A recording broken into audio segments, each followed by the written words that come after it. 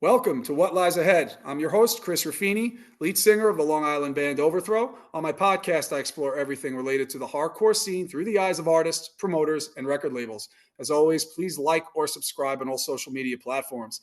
On today's episode, I'm joined by Brendan Garrone, vocalist of Incendiary. Known for their intense sound, raw energy, and thought-provoking lyrics, Incendiary is one of the most prominent bands in the scene today. Brendan's voice is one of the most defining elements in the band's identity as well. We'll talk about the formation of the band to becoming one of the most respected and influential names in the music scene today. Brendan, thanks for coming on, man. How's it going? Thanks for having me, dude. I'm doing really well. Appreciate you having me come on the podcast. Oh, absolutely. And a lot of stuff to talk about. You guys have been around now for a minute. You guys have been into over 15 years, I would say, give or take, Yeah, right? I guess it'll be like it's like 17 years, I think Wow. this. It's crazy. Yeah. Yeah. And you're still running as strong as ever. So, what I like to usually start with is where it began for you in terms of your interest in music that led to hardcore, and then what your first show was. Okay, let's see. So I guess I grew up in kind of a musical household. And I had been exposed to music in it, from a young age. I got into the drums pretty early, like playing the drums. Playing the drums exposed me to more music and different kinds of music just because I would try and fail to play along with shit and see how I did for better or for worse. And then I have two older sisters. My oldest sister Kathleen was like always into pretty just like cool music, honestly. And I used to kind of get into what they got into, and she was always into kind of like some alternative stuff. She's the person who got me into like the Smiths and stuff like that, who I love to this day. And then she also turned me on to more like hardcore type stuff, and punk. Like I kind of got into punk from like the classic like skateboarding and BMX magazines and video games and all that, and then trying to play drums to like a band like Pennywise or NoFX or something like that, like really kind of did it for me.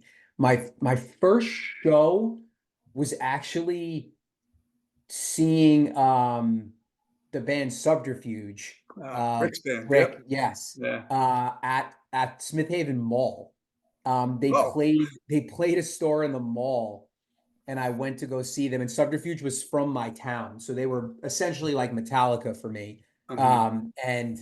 And I went to go see them at the mall. That must have been like, I mean, Rick would know. I bet it was probably like 1998, maybe, Okay. or thereabouts. Yeah, and it was ridiculous and funny and fun. And Rick was playing, I think Rick had a mohawk and was playing the drums and singing too. And it was like the sickest thing I've ever seen. So after that, it kind of it kind of spurred me on. And they also used to play and practice and do shows at this place, the Cesspool, which was like this basement spot, right by my house. And so I used to like ride my bike past and hear them practicing. And I went to a couple shows there. And then here we are still here all those years later. Hmm. So, what led for you from there? So, obviously, it's like late '90s Yeah. and early 2000s. It's building. You're going to shows probably every Yeah. weekend, traveling, doing all that stuff.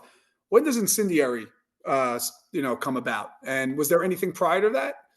Yeah. I played drums in a couple of bands that didn't really, kind of local stuff starting in high school.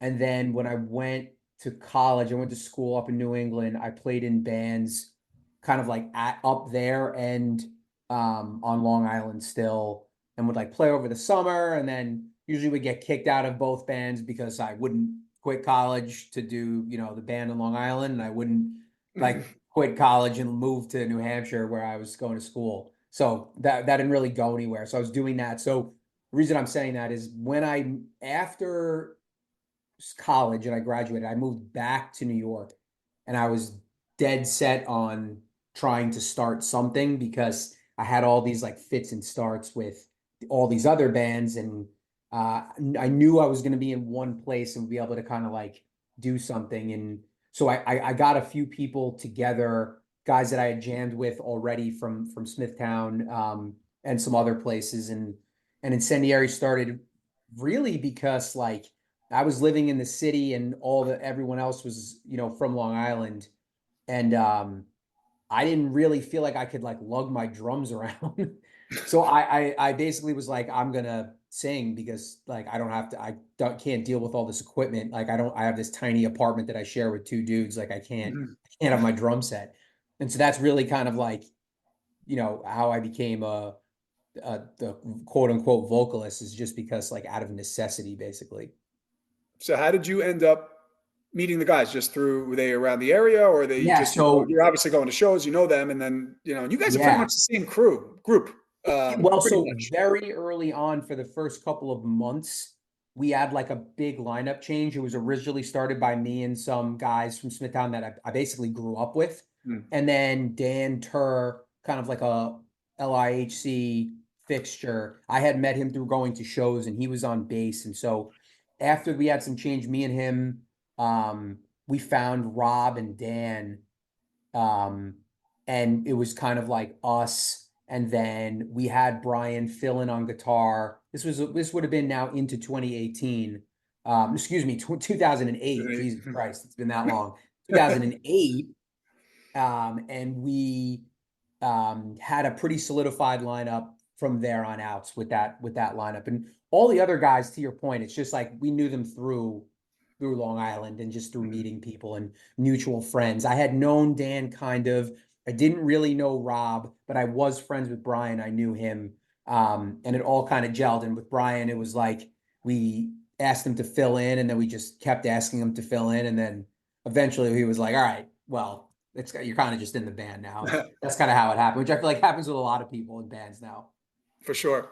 So you guys started, was the idea, so it sounds like you came back from school, you wanted to start a band.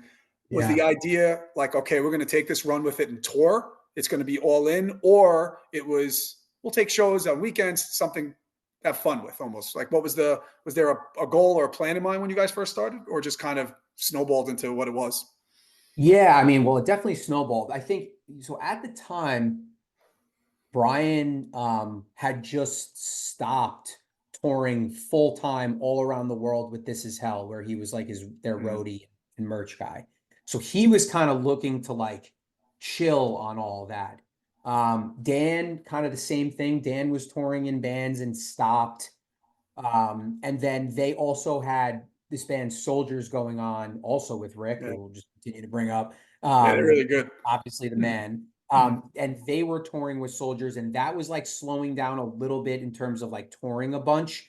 So everyone except me, and I guess Dan Tur, was kind of like this was the band that they were like looking to do now that they were back home. So we didn't have plans to tour a lot from the jump for that exact reason, which was like, nah, we're kind of just like doing this to do a band, and like we wanted to have a band specifically to play on Long Island and do shows. And that's what I really was focused on, is having a band like involved in the Long Island scene, because I kind of felt like I was out of it for a Mhm. couple of years after I moved away. So that's kind of how it materialized in that format. Yeah, and then you guys took off from there. So what was, and I guess still is in a way, it's kind of like back then, but now, what's the writing process like now for you guys? Like, how do you go about that? I think it's really cool, like how you and I spoke when we played with Strife and Yeah. Soldiers and Shutdown at AMH a few years ago. We were talking. That's right before your new record, which is not as new anymore, but was coming out. You're like, I want this thing to come out already. You were like ready for it to come out. So there's spaces in between the albums, but I think it's great because it adds to the anticipation for you guys. So what's it like when you're writing for an album? Do you sit and say, okay, like let's write for the album, or is it just like you guys are jamming for shows and then like someone comes in with a song? Like, how does that work? You're pretty sort of bifurcated between practicing for shows versus practicing for writing. Like early Mm. on, we would do a lot more like jamming and coming up with songs that way. And we kind of had like a lot more time on our hands. We would practice a lot more. I think over the years, we got a lot more structured and purposeful with our time. So early on, when we wrote Crusade, it was a lot of like all of us in the room together hashing out ideas. And it was fun, right? Like coming up with things together. As we kind of got um, later and later, a lot of stuff was more premeditated, where Brian and Rob would really like try to come to practice with like some ideas already fleshed out.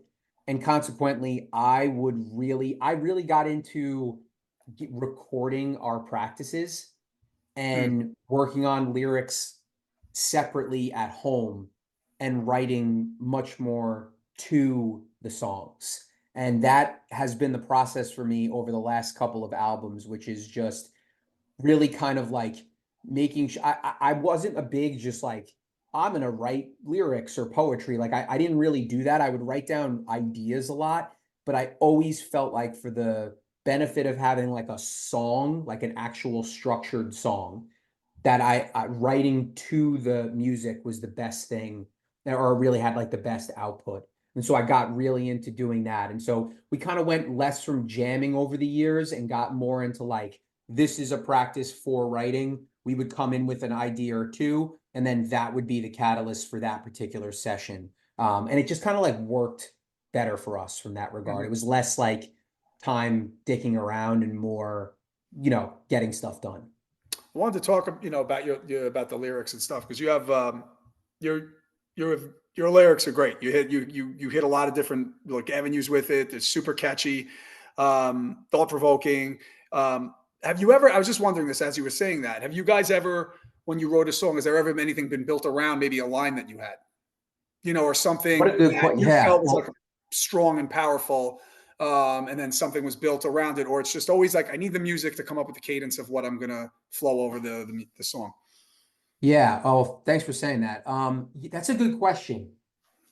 I think a couple of times I've had like a hook where I felt like not so much writing a part around it from a vocal hook, but having a structure and a skeleton of a song and like asking to change a part to match something that I felt like was already complete and I wanted it to stay that it was. And so there were a few things where I knew that there was like a lyric or a line in the existing song that I have that I wanted to like make work or like Mm, be featured. And so I would have, we would tweak the part a little bit to fit that. But yeah, generally speaking, I just found much more success with writing to the music. I felt like it made the lyrics flow a lot better. And I think like to me as like, I mean, I guess I've written a lot of lyrics in this band, like over time. I can always tell well, not always. I can often tell when a lyricist like writes lyrics, a band writes music, and then the lyricist just like tries to kind of like shoehorn the lyrics into the song. mhm, I just feel like you can tell a lot of the times, mhm, and I never wanted that. I wanted it to feel like you basically wrote it everything at the same time in a lot of mhm. ways. So yeah, like we here and there, but by and large, I was writing kind of to the music. Cool. It's catchy because I could tell you when my 15-year-old son walks in my kitchen and is singing, Echo Nothing. Is singing, it is. So let's talk a little bit about that. What inspires some of you, like your some of the lyrical themes that you have in songs? Because it sounds like you get some ideas, and then from those ideas or lines with the music, you build on it. Do you have like sometimes an idea in your mind and you're like, okay, I'm going to write about this. Eventually you get the music, or then when you hear the music, you feel it a little bit more in terms of then putting pen to paper with it. Yeah, I would say it's changed a little bit over time. Early on, um, especially with cost of living, like a lot of the lyrics were kind of just coming from my generation that I grew up in, which was kind of like coming into adulthood um exactly sort of obviously post 9/11, but also like exactly when the '08 financial crisis happened, Mm, and just generally having this sense that like the 50 plus years of the tailwinds of post World War II America were starting to like change a little bit, and things were starting to get a little bit more difficult for young people and younger generations. And maybe that the thing where you're just automatically assume you're going to be better off than your parents like isn't necessarily the case. And I was just living in the city at that time and just seeing a lot of the kind of like frustrations and challenges with trying to make life work at that time in New York and in society. So like a lot of my original lyrics were kind of based off just my perception as a person and kind of growing. Past that, I think like a lot of the lyrics, would be my approach to something where I was almost writing in a lot of ways like at myself in kind of. To answer your question specifically, like yes, I have had things that have jumped out to me or been something that has resonated with me. I try to read a decent amount, so there'd be things there that I feel like were topics that always just stuck with me. Um, like on with Force and Neglect, that song, like that the whole thing that happened with Kelly Thomas and in California, that just jumped out at me because I just found it so profoundly sad, the Mhm. entire situation. And so that always stuck with me. But over time, I've had little things that I've just perceived that I felt like had enough meat on the bone, so to speak, to warrant an entire song about a particular topic. Nice, man. It clearly does, and you do that, and you do that with all the releases you have, even within the last album, the newest album that Yeah. you had out. I said before, but I like how, like, and I think I said this to you when we were talking at an AMH pretty quickly. Is I like how you guys space out the releases, though. Whether that's intentional or not, because we're older now and it's difficult to release an album every 2 years. It's hard, to do that. But you guys have established yourself where that's like when that new album drops, there is that anticipation for it, and people are looking forward to hearing that new album. So is it kind of, I guess it's something where, is it a planned kind of thing, or it's just like when the mood, when it feels right, like, okay, let's get back to writing again. Yeah, it's a few things. One of it is exactly what you said, which is we never wanted to be like, well, let me back up. We don't really operate on like a traditional album cycle where we do, X amount of shows or touring, and then like our management or whatever, or even just the band members are like, okay, like that's quote unquote album cycle is over. Mm, And then you kind of feel compelled to write a new album.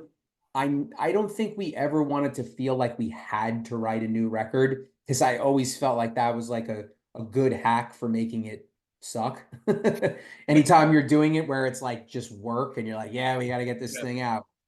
So I think that was part of it. The other thing is that like we were always kind of perpetually playing, and at that time we were playing a lot, and like it's just more fun to play live. Like our band always felt like its quote unquote purpose, if we had any, was to play and to play live and to play hardcore shows. And so a lot of times, to be honest with you, writing was just like in the way. We were like, we could write or we could play more shows and do that. So I think that's part of it too. And then I think over time, because we weren't doing the traditional album cycle, the albums felt like they had a little more life in them, just in terms of like having more space. And as we tried to cover more ground by playing shows, like it just didn't feel as like, urgent after something like, let's say, 2 or 3 years. It kind of still felt new to us. Mm, And after a while, when you have a lot of recorded material, like you understand what like how disposable music has become nowadays. Like we didn't feel the impetus to just have to crank something out after 2 years. And so the spacing was definitely not premeditated, but it did feel natural. And I think we always almost collectively all got that inkling at roughly the same time. Part of it, honestly, not to keep talking about playing live, but like, is when you kind of feel like you're like, all right, I can't continue to subject these people to these songs anymore. Like, we got to put out some new yeah. stuff. And so, whenever we collectively had that feeling, is when we were like, let's actually not take on any more shows. Let's spend the time needed to write something worthy of what we feel like is putting it out. So yeah, it kind of happened organically, but I think it worked. Yeah, it absolutely does. And it sounds like there's also no pressure from, Hmm. like with Closed Casket and any of that stuff from you guys, or even you guys putting internal pressure on yourself to do it until you feel it's like, okay, it's time, until it feels right.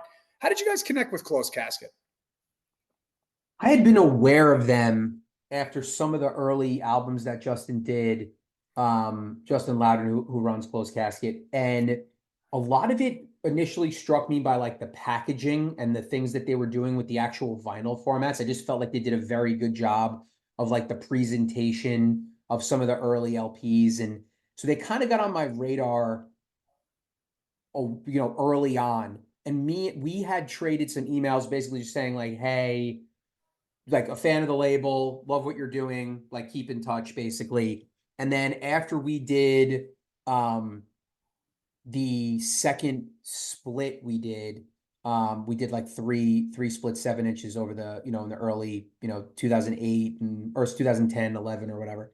Um, Justin came up with the idea of doing another split with Zababa, which was kind of our first release on Closed Casket, which we were super excited about because again, like they were kind of just like on our, like I said, on our radar of Yeah. like, wow, that would be like a label that we kind of like what they're doing, we both kind of started to taking things a little more seriously. I feel like at the exact same time, and in a lot of ways, it feels like we kind of grew up with him and his label, and so that was the split with Zababa was the first release we did with them, and then we just never looked back because Justin became such a great partner to our band. Right. So it's three, four records around that, right? Four LPs, all Yeah, four. we did 3 LPs with him, and then we did the Zababa split with him also. We eventually re-released a few things through him as well. But yeah, I mean, Crusade, right? Was that? Yeah. yeah, So yeah, we re-released it with Justin later on, but it's been pretty great. And so it's been well over 10 years now that we've been with them. yeah, yeah, that's great. So Yeah. how do you guys go about? Every album's different. Every album, obviously, with the lyrics has a different story and the music and all that in terms of the energy of the songs, in terms of how you want to place it. But how do you guys go about structuring your album track list when you're putting a record together? Do you look at the themes of the lyrics in terms of what you talk about? Is there a specific order with it, or are you like, more of like this is the opener, like Bite the Hook is the opener. We're opening Oh, with that. dude. You know what I I mean? Like, mean, how does that work? yeah. That's such a good question. I mean, it can often be very contentious between band members, right? Like, Yeah. so it's a really good question. I would say early on, I don't think we were like super fleshed out in terms of something like that specific. A lot of it was like asking the producer what he thought and like kind of like trying to figure out what we felt like was the most hard hitting from the jump.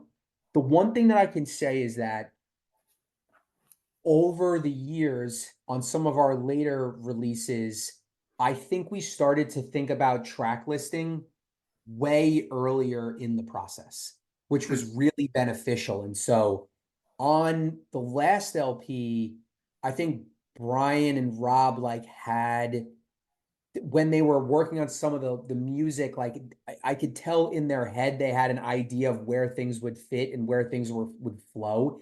That actually made things pretty nice, right? Because we like it didn't feel as contentious. Like we kind of like felt like we had this overall like quote unquote piece of music that we knew how it would ebb and flow. And so a lot of it has to do with like we tried to think about the mood and the pace of each song. And if we had a song, common sense stuff, right? If we had a song that we felt like was a little bit more slow and brooding, like we might want to have a hard hitting song afterwards.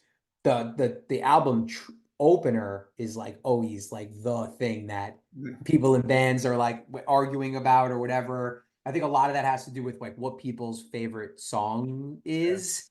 But eventually we always focused on like what do we feel like is one of the best tracks? And then what do we feel like has the most grabbing opener, right off the jump rather than say something that has a much more slow type of build up, right? Like a lot of times we'd use that to split up um side A and side B. We still very much think in Final. terms of like records. And so we would come up with like, we think this is going to be the opener for side B, and the closer for side A, like trying to think about and do the math on the actual like time of the Time music of what would and be. think Yeah. about the LP. Cause like that stuff is still important to us. And so I don't know, we always found that thinking of it in terms of the actual vinyl break, the A B side was like a good way of doing things. Hmm. Have you ever played? I'm even trying to think back, seeing you guys before any of these albums released. So if you ever played though, out of Long Island, you guys play a lot of different places, but Yep. where some of the new songs you played, maybe, and depending on the reaction, you're like, oh wow, like that kind of helps maybe give an idea of this could be an opening track, or this is good, the second song. Yeah, we've played unreleased songs in the past. They can always be tricky, like just in terms of like reaction and trying to Mm, size how they go. I think like we had done that in the past, and there were a few that I'm trying to think about which ones in particular. There were a few that we felt like went over pretty well. I mean, in general, like it's a really interesting topic because every band tries to you have a finite amount of time of a set of where you're trying to think about what songs you're going to play in that set. When you have a new album, it's really interesting because obviously you have your like singles that get mm. released ahead of time. So generally speaking, you're going to play those. And then everything else, dude, is like finger in the air, right? Like you're just trying to figure out what you feel like would do well. And for every single song that we were like, this is going to be a great live track. And it's just like, wah. There's another one that we were like, I mean, I guess we could try it, but I don't think it's going to really be that great live. And it just wound up doing great. So, like, I've found that it is frustratingly difficult to predict. That's what I'll say. You kind of got to like play what you like and worry about it, like not really worry about it. And then sometimes it's just a matter of like, these are the songs that we want to play live and we believe like rock the hardest, and we're going to make you like this. Yeah. That's the other aspect too, where it's Right. like, well, this is we dig well, we have that all the time where it's like, well, we think these songs are sick to play live, so I don't really give a shit if you like it or don't. And that's just kind of how the attitude you have to have, I think, Yeah, sometimes. for sure. That's how it goes. So, any Yeah. songs on any of the records that you had actually recorded and did not make the album? Like, have you ever done that where there's a bonus track out there, like swimming around out there and for Incendiary, or even going, let's go back in the day a little bit on like that there was a song that maybe didn't make it, wasn't ready yet, and you took parts from it and built it into something else. There's not much, but there's some. It's funny that you asked that because we are very like premeditated in the stuff that we do. And so early on, especially with time sometimes being a factor, like we would go in like ready to rock. Like there's going to be a 10 song LP. We got 10 songs written. We're ready to go. There's no meat on the bones here. Like we're good. We we have had some few things over the years that didn't see the light of day. There may be some stuff floating around from the last session in terms of like unreleased songs, and we'll see if we want to give those the light of day. But generally speaking, we are not the band where it's like I'm sure me and you've heard bands that are like, yeah, we wrote like 40 songs for this and 12 made the album. It's like Jesus Christ, Yeah. like When I hear what that, is I'm that? like, how? Exactly. Yeah. I don't really get that. Or it's just like the songs like aren't, 40 mediocre songs. Or Mhm. maybe not. I'm sure, Pearl Jam probably has enough amazing Yeah. unreleased albums to fill a couple LPs worth. But like, yeah, I think by and large, like we never really were like that. We were just like we knew exactly what the mission was, and we tried to have a sense of, leaving stuff behind in the proverbial practice space rather than like recording it. Um, I guess the only thing I would also add is that like as we got more into doing pre-production, having the additional material helped. Obviously, in our earlier albums, like we didn't know what we were doing, and we just, like I said, we had 10 tracks, we can record 10 tracks, boom, done. Over time, we were doing more pre-production in the studio, which shocker is very helpful to flesh out ideas and think of some things. And so having more material over time kind of going into a session wound up being pretty beneficial. Right. So you guys, you've toured, you guys play now. It's like you guys have set weekends and stuff. You have a lot of stuff coming up now. At the time when we're recording this will come out right before the Paramount. But you're playing a bunch of stuff prior to that. You just announced Canada. You have a couple shows in Canada with Comeback Kid. That's going to be sick. That's going to be fun, and I'm sure there's some other stuff coming. So with that, because obviously with there's careers, there's family, there's life. It's Yeah. not you can't go out 2, 3 months. I'm sure there's been amazing offers for you guys where you could have done that, but it's just you can't. You've done festivals, headliners, all these kind of things. When was that decided that would be? I guess that's the path. Is it just the natural progression of as we're getting older and in life? That's where it was, and it's just kind of cool too with you guys because you can kind of pick and choose with what you want to do right now in terms of where you are. So yeah. So how did that happen? And like it's just because a lot of bands are following suit with this. Like this is kind of what you're seeing now with bands. This model that you guys have, which is killing it, honestly, in terms of what you're doing. Yeah, well, so I mean it definitely was not a planned thing. Mm, Um we like by any means, I think like, looking back on it, maybe it seems kind of like natural, but it wasn't. I think there's a few factors. It really goes back to what I was saying about like how the band started. I think really what happened is by the time like we all were very focused on um kind of like making sure that we were doing cool stuff and playing shows on Long Island. And I don't know if that sounds like close-minded or whatever, but like this is really what we were focused on. Like we wanted to like, Long Island was at the time was like coming out of the VOD Silent Majority hangover. There was like, in the early after Subterfuge broke up and stuff like that, it was a little bit quiet and then it picked up again. And so we started right at the same time that Backtrack yeah. did and like King Nine a little bit later. And it felt like it really picked up. And so, like, there was just a lot of good stuff going on in Long Island. There were a lot of bands coming to Long Island. And so we were so focused on like what shows we would play on Long Island and like maybe getting a little higher up on the bill and doing better locally that we kind of had blinders on in some ways. The other thing is that like, when we were playing a lot, whether it's in the tri-state area or just like driving around and doing stuff like the earlier shows after our first LP, like we weren't exactly crushing it, right? Like it was not the kind of thing where it was like, oh my God, you guys got to get out there and tour. Like you got this golden opportunity. It just wasn't like that. We were like, it was fun and we were just doing it for fun. And the shows were cool, but like we have played a lot of bad shows, like many, many, many, many, many, many, many. And so it wasn't until Cost of Living came out that we felt like we had a little more wind in our sails. But by that time, we were a band for, I don't know, like 5 years or something already. And so that was 5 years of us growing up, 5 years of us living in New York City, paying New York City rent.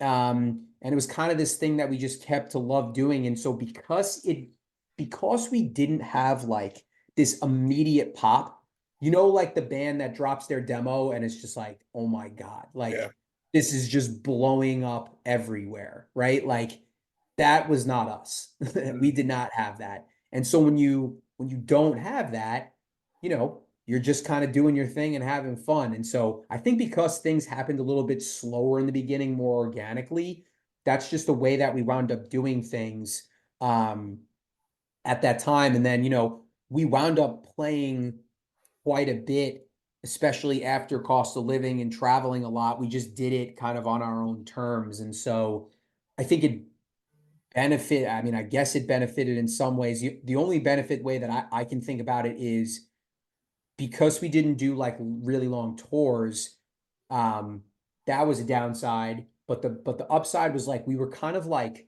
omnipresent.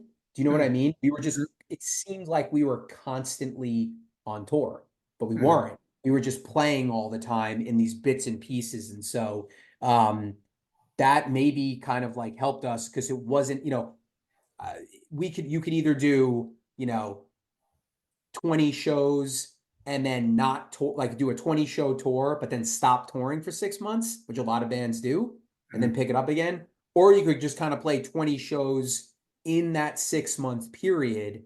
And it just kind of like, I don't know which is better, like truly. And so, Mhm. because we did the latter, maybe it felt like we were just around more. And hitting more places. And so, yeah, it was very much kind of like a natural progression of the things in the band and where we were at in life, I think. Mhm. Well, it's working for you guys. So how do you guys structure your set list? So it's because you've played, you played out in Vegas, the festival, and Yeah. then you did the Lamb. Then so it's like you have there's festivals. You've played at many festivals. You have one coming up in a week or so. So, but there's festivals. There's your headline shows. Sometimes if you're a support act, like you did, like while you were in Vegas, I think you like with Lamb of God, right? You Yeah. played. So, how do you guys go about structuring your set list? And you guys now are obviously established when you play live. You guys have, all the songs that everyone knows, but do you look at streams at all? Like when you, or it's just more based on feel when you guys are structuring and putting your set list together? Ah, we don't. We Hmm. don't look at streams. I probably should. But the other thing about streams though, too, Chris, is like it can be chicken or the egg. Mm, Does the song have a lot of streams because and we should play it live, or does the song have a lot of streams because we do play it live? You know what I mean? So like it's kind of hard to unpack that. Set lists are, I don't think we're unique, man. Like every other bands, it could also be a topic of contention, right? Intra band about what we're gonna play. yeah, Nowadays, I think that we are all right. So you mentioned like a festival, just trying to play the hits at that. Like right. in and out, you usually don't have a ton of 20, 25 time. minutes, whatever it Yeah, is. Yeah. exactly. Right. Like we're not exactly, headlining over Metallica at those. So like we're depending on where we're slotted or whatever, all the hits. Our shows that we do, like our headliners or whatever, where we have more time is obviously the biggest factor. I think by now we try to do a decent even split over like the material that we have. It's actually kind of fun picking set lists now because we have a lot of material. And so we can kind of pick and choose. The cool thing about Incendiary, which is kind of a blessing to be honest with you, is that we're not the band that like put out their first album and that's all people care about. Like we've been lucky that like our more recent material does better, which is just a win-win because like that's the kind of stuff we like playing and we think it's better, frankly. So I think we tried to pick a few things from our new album, stuff that we know does well, and then stuff that maybe we want to try, kind of getting back to your earlier question. And then, we try to have things for across different releases. And if we're gonna play Long Island, sometimes we'll bust out something old if people give a shit. Sometimes yes, sometimes no. But we like to do that, whether it's with Crusade or usually about as far as we go back Mm, um nowadays, kind of. But we'll do something off Crusade or whatever when we're playing on Long Island. It's fun. Yeah, and we get to have a nice little like mix of everything. So it's pretty cool at this point to be able to like do that rather than being like stuck playing one album or whatever. Like some of these bands, I'm not mm. going to name names. It doesn't really happen that much in hardcore, but like outside of hardcore, just some of these bands, like they're a band for 25, 30 years and people only care about their first LP. Yeah. Like Mhm. that's tough, man. And so Yeah. I think we're very lucky that we don't have to deal with that. Yeah, you do. And you guys mix it well. Are there songs that you wish though you played a little more that are just, just based on how things go, you just, this one's Yeah, not really yeah. hitting the set. Um, I would answer in a little bit of a different way. There are songs that I just like wish did a lot better live than they do. Um, One song I really like is the last song on Thousand Mile Stare is called Poison. I Mhm. really like that song a lot. I think we played it live maybe once, I'm not sure. But anytime you have a song at the end of an album, you know how that is nowadays. It's tough, right, to get people to make it that far. But I've always liked that one, and the lyrics kind of mean a lot to me. So I think that's one that I wish in another world that would be something that was in our set list. I also like playing. there's a song called Head in Check Hmm. that is on our one of our splits, our split with this band Unrestrained. That one, it's like not as easy to find as on streaming and things like that. So I don't know how well it would do, but it's just like a fun, bouncy song that we like playing. So yeah, I would say those two are some of the ones that come top of mind. You know a song that you've never played live? Oh, tons, yeah, tons. What I about the new think, album? Yeah, like the new album. yeah, the Have new album. So we've probably played. Let me think.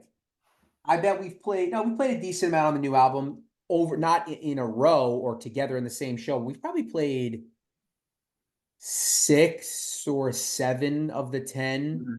Mhm. Um, Cost of Living, we did that anniversary show, so we played all 10 tracks at that, which was fun and interesting. We definitely haven't played some of, yeah, there are definitely some we haven't played live for sure. Yeah. Probably, and in the words of Les Claypool from Primus, they can't all be zingers, so some of them should not be played live. So yeah. It's funny too because there's bands, and I like this part too. It's I love hearing about bands and how they structure their set list. It's how bands, some bands look at some of their songs, and then there's like the people that are into them, like no, like they're awesome, play it. But like sometimes bands like, and a lot of bands that I've and band members that I've on here have said that when we talk about that, like there's just like yeah, we're not playing or going near whatever song, they're just not into it. I'm not really into like maybe if we played a different kind of music, but I'm not really into like, you know, I don't care like what they like. This is music for us. Like I don't really find a lot of benefit in like navel gazing at that stuff and like playing songs that don't like have a good reaction or a good reception live. Like maybe it's because I'm the front man, so like I'm literally up front, but like I like putting together a set list that we think is going to get the best reaction. Like we're a hardcore band, we're not in a jazz band, right? Like this is not normal music. So like I don't really see any reason to be holier than thou on our set list, right? And just be like, well, this is, we're going to jam that out and it'll be fun. Like we're not a fucking jam band. We don't do stuff like that. Like we want to kind of get in there and get down to business and put our best foot forward. So like even if there are songs that I like a lot and I wish did better live, I'm not going to let my ego get in the way of that Of stuff. course. Like, it doesn't go Yeah. over well live, it doesn't go over well live, and we'll move off of it. Who gives a shit what I think? So that's You kind of guys my, mix it well, though. You do. You guys mix it well, and you have enough stuff that you can do that. And it's hard. It's not easy. You have 10, if you're headlining what 10, 14 songs, you have yeah, four yeah, LPs, you have splits. You can't get everything put in there. Factor yeah. Fiction is I love all of the Factor Fiction is that song is just Oh, thanks, man. Yeah, that one we have played live a good amount, actually. mhm, Yeah. that's a good one. So I guess I wanted to ask actually, have you had any thoughts ever at this point of maybe a side project? Because I know you have a lot of different interests in music. You love hardcore. I know you like a lot of different, a lot of different styles of music other than hardcore and stuff. So any thought of that? You play drums. I don't know if you still do, but Yeah. So, uh, I mean, yes, I have. I've thought about it, of course. Yeah. I mean, like, Incendiary keeps me busy. Some of the other guys have side projects, which I fully support. I would like to, it's just kind of a funny topic for me because, yeah, like I would like to make my triumphant return to the drums. I'm not very good anymore. Turns out not playing your instrument for 15 years winds up having a deleterious effect on your musicianship. So, yeah, I would like to do a band and play drums again. I have a electric kit now in my basement, and so I'm trying to get my chops back up.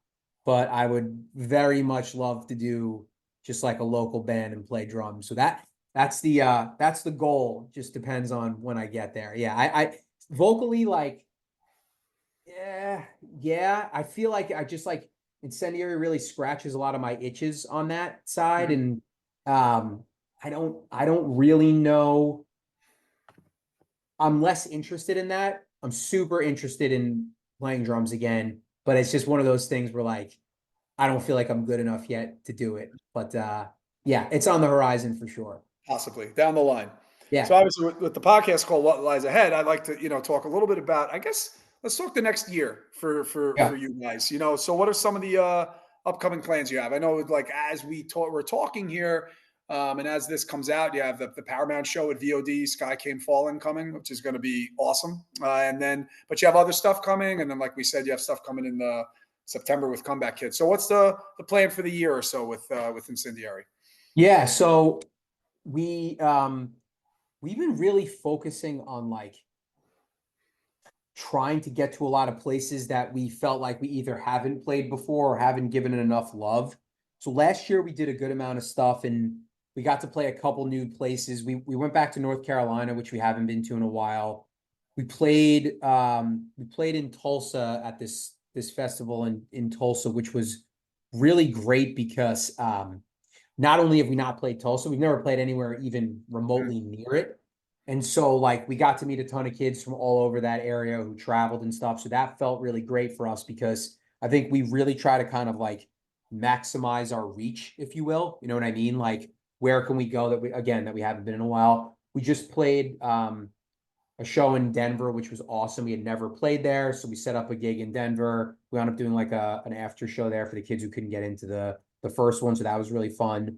And then yeah, coming up, we have like a good mix of stuff. We're doing Welcome to Rockville, which is like a big rock Yeah, festival in Florida, which will be interesting. And that then fest that looks sick. playing yeah, it'll be Yeah. crazy. Those are always fun. And then getting back down to Baltimore, another example, we haven't been to Baltimore in a couple of years. So we're doing that with Nails and Terror. And then yeah, the VOD show is obviously going to be a fun kind Yeah. of like hometown thing. And we obviously love VOD. And then doing another show back in Jersey, where again, we haven't been to Jersey in a little minute.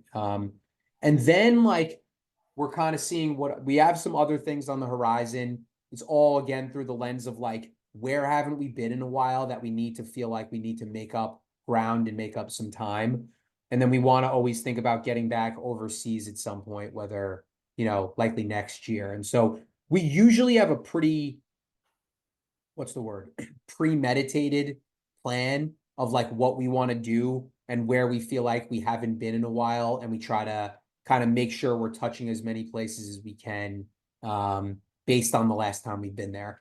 And at this stage, I guess the last thing I'll say is there are obviously still plenty of places we've never played, and we try to put those at the top of the list, like Denver, for example, and make those work, even if it's just whatever, like, a club show, which is ideal. Even going there for a one-off, just because we feel like, in our whether it's our OCD way of thinking about it, like we need to make sure that we want to get out to that place X, Y, and Z. So there's a few more places like that on my list for sure. Right. It's another obviously a great one that you guys do, and it's May right now. So Yeah. we're talking December, but I'm going to jump ahead to Mhm. that because obviously you guys do that every year. Around the holidays that you have at AMH, you're raising money, I think for a great cause, and that's always an awesome yearly thing that you guys do. It's great. Thanks, man. Yeah, that's kind of just snowballed into this thing that like, 11 years now or 10? Was yeah, it? I think it was 10 for this last one. And it's Wow. crazy how it's kind of became like a thing. I don't think that's like was our original intention, but now it's something that a lot of people tell me they look forward to and stuff, and it's great. Yeah, we always do it as a fundraiser. The guys at AMH have been like critical to us being able to continue to do that. So I would say like the guys at AMH and also John Scanlon for booking of it. And so because AMH is so generous with the venue and everything, we can raise a lot of money. And now that AMH is just it's like it's redone, it's super nice, it's bigger.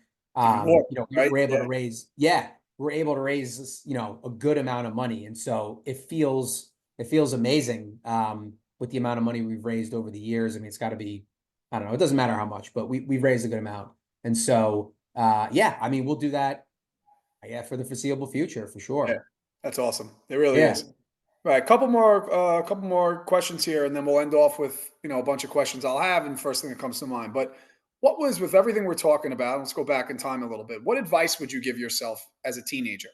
And it could be anything. You could be professionally, personally, or musically, anything. That is such a good question. Mm. Um, I would say that it's very hard to take this advice, but like life is long. And I know that like people don't say that, but like when you're a kid, the things that seem so critical and important to you, they're just not. It's just not important. And I think following your own path and not getting super distracted by like short-term bullshit and short-term, you know, relationship things and short-term friend things and drama and stuff. Like it's just so unbelievably not important. Mhm. And when you are a young person for a variety of reasons, hormonal and otherwise, it is everything to you. And how I think how much, I and everyone else we get sucked into stupid things. It's unbelievable how much time is spent on things like that and how not important it is. And so I think it's just so important to think about like the advice that I would give is just focus on the things that you like and that are your North Star, and everything else just is truly not worth worrying about and stressing about. Particularly nowadays, I feel like kids are so stressed out about everything. Like just 99% of that stuff is not important. And it's really hard to know that when you're in the thick of it. Yeah, I work at a high school, so in high school, so I You yeah, see it firsthand. Yeah, it's true. it's crazy, Yeah, man. but true. So, okay, so I guess a bunch of questions. First thing that comes to mind, if you want to elaborate, go ahead. So, favorite tour that you've been on, even if it's a weekend Yeah. thing or a week. Oh, it's great. Okay, so yeah, let me think. We did a run with in a Cali run with Nails, Death Threat, Twitching Tongues, and us right when like all of those bands were kind of like, well, except for Death Threat, who's been around forever, like really popping off. And like everything about those shows was so sick. And um Nails was just like, kind of moving up to like being on top of the world. And the vibe was great. I mean, that's the one that kind of like jumps out at me. I'm trying to give you another one. Um, Let me think. Japan with First Blood was also pretty amazing. First time touring Japan, which was an unbelievable experience, and yeah, everything about that was pretty amazing. Awesome. There's probably going to be a bunch of these, but you've had so many of them. I've seen a bunch of them for you guys too. But if you there's some that have to stick out. Most memorable show for you guys. It could be shows. That's tough. I'll give you one. Mhm. There are a bunch to your point.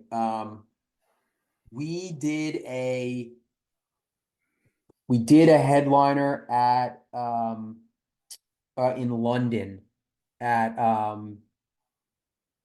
the Underground. What the hell is the venue called? Oh my God. Um, is it the Underground? The one that's been there for years. Oh my God, I can't believe I'm blanking on it.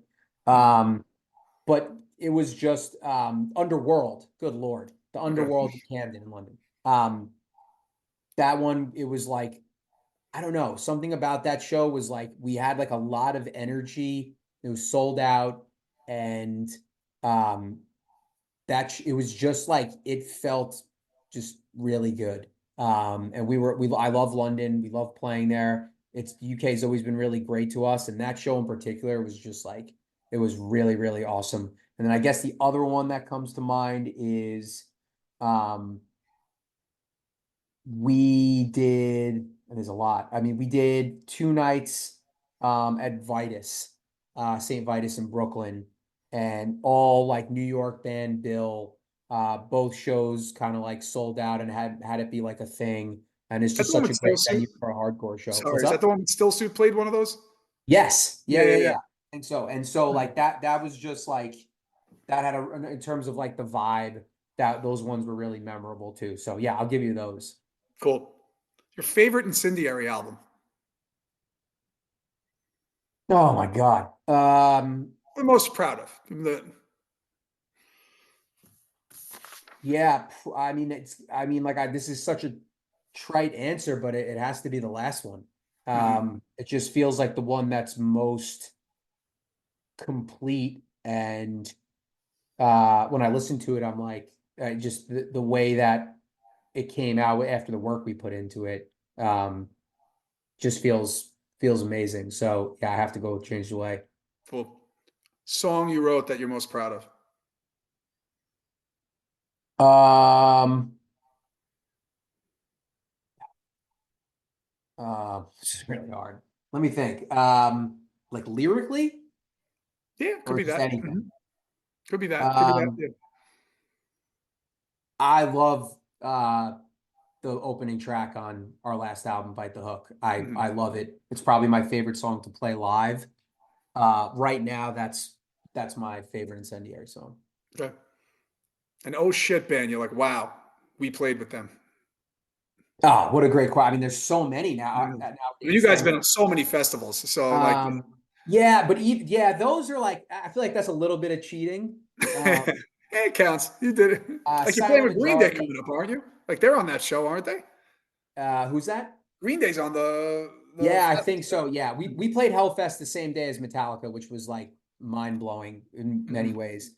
Um, Silent Majority doing those shows, I think that was a big one.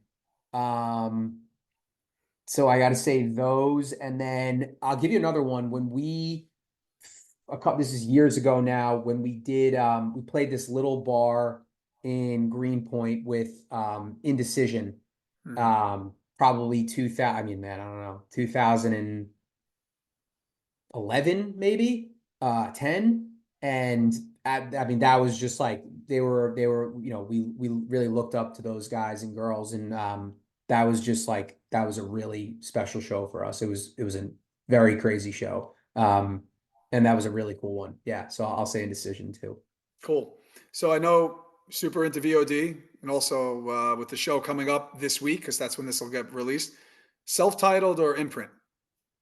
Self-titled. Yeah. Progression through unlearning or designs for automation? I like stuff like. Progression. Mhm. Progression. Yeah.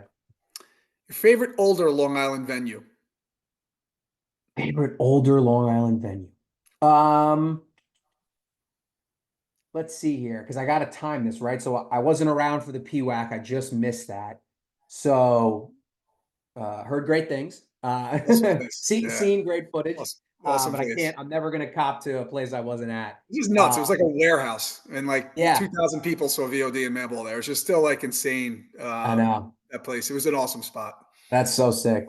Yeah. Let me think, man. What a good question. Well, I mean, the first TGIF always had some legendary shows. Oh no, I have my answer. Sorry. Smithtown Outer Limits saw so many shows there. Outer Limits Pub, which was like in kind of like on the border of Hop Hog, Hmm. on 111. That was pretty close to my house. Tiny, tiny venue. Loved going to shows there. So random answer, but I'm gonna say Outer Limits, RIP. Cool. I mean, you may have mentioned it when I asked you before, but your favorite place to play outside of New York, I guess the scene outside of, Yeah. yeah, favorite place. Um, yeah, London is up there. I love London. I love the hardcore scene in the UK. Um, LA I mean, is an incredible spot for us to play. We've had some of the best shows ever in LA. So I love playing in LA. I'll try to give you one more. And and I love playing in Paris. We've had Hmm. some unbelievable shows there. So I'll say those three. You like a lot of different music. So, but a Yeah. band or artist that you like that may surprise people. Mm. Oh man, I mean, there's a lot. Um, I guess I can give you a couple. Band or artists that I like that will surprise a lot of people. Um, I love Primus and always have, and I've already talked about Les Claypool once, but I think I've been talking about that for so long. I don't think it's a surprise. Let me see. I love the UK dub artist Burial. So Mhm. that's like kind of started the UK dub scene. I listen to it all the time. And when I fly, I listen to a lot of Burial. So people probably wouldn't expect that. And then I listen to a lot of Art Pepper, who is a kind of legendary jazz musician, Mhm. alto sax player. So I'll give you those two. Those are both pretty big curveballs. Yep. Cool. If you could collaborate with any artist, who would it be? Oh God. Um,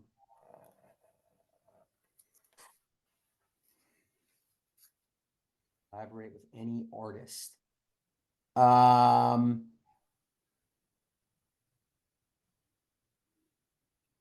oh man, this is so hard. I would say,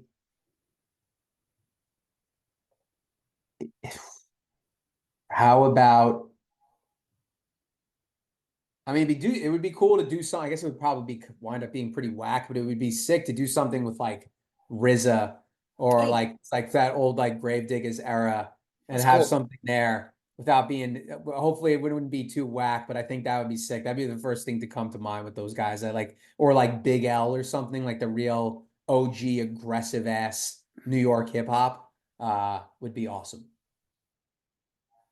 Well, what did you listen to last? I listened to Rafi, the children's music artist, with my daughter. And Yeah, yeah, so pretty you have a young daughter. That's the stuff, right? That's what. yeah, I unfortunately am very fluent in his discography. What's some new bands you like? Um, so they're not new, but they came back after kind of a long hiatus, which is the kind of like shoegazy band. I just listened to their new LP. Um, it's awesome. Um, that band Mongrel put out an album that's really sick. Um, Let me think of what else. Um, there's a newer band from Long Island called there's two. One is called Newer, one's called Victory Garden, and one's called Private Mind. They're both kind of like melodic in Awesome. They're different both, yeah. ways, and both of those bands are great. The last Private Mind, they did it was like a 3 song or 4 songs EP. And that's really great. So I just some newer stuff on Long Island. Cool. Most underrated Long Island hardcore band from the late 90s, early 2000s. Oh, easy. The backup plan. Hmm. That's right. I remember you're a big fan of them. Yes. All right, a couple more. So I said this to you before, so I know you're a big Giant fan, so am I. New York Giants football. Yes, sir. What would you grade their draft? Again, we have to see what happens with all this, but what would you grade the draft? You gotta give it at least a B plus B, right? Like, I mean, it needed to be the draft of quarterbacks and it wasn't. So I actually thought they drafted really well. Me too. Mhm. So yeah, I'll go a solid B plus. I think they drafted based on what was on the board which is what you got to do. And Yep. so yeah, I was pleasantly surprised at it. So maybe might win 4 games next year. Right, right. So that's See. an improvement from last year. So Yeah. once they learn how to beat the Eagles and the Cowboys, then they'll they're just their division stacked right now. It's going to be tough, but I like where they're going. It's gonna take a couple of years, my Yes, man. yes, it will. So last one, then we'll end off Yeah, here. yeah. Yeah, writing or performing? Performing. Performing. Cool. Brandon, thanks, man. This was an awesome conversation. Appreciate having you on. Talk about everything from you in terms of your lyric with the lyrics and the band and where you're going with everything in a little bit. It was awesome. So appreciate you coming on, man. I had a great time, Chris. Really appreciate it. Thank you. Thanks, bud. Hang tight. I'll end this off here.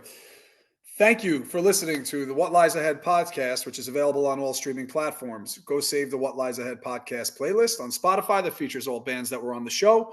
For more information on future episodes, you can go to my Instagram account and follow at the What Lies Ahead _podcast and on Facebook by searching What Lies Ahead podcast. See you on the next episode.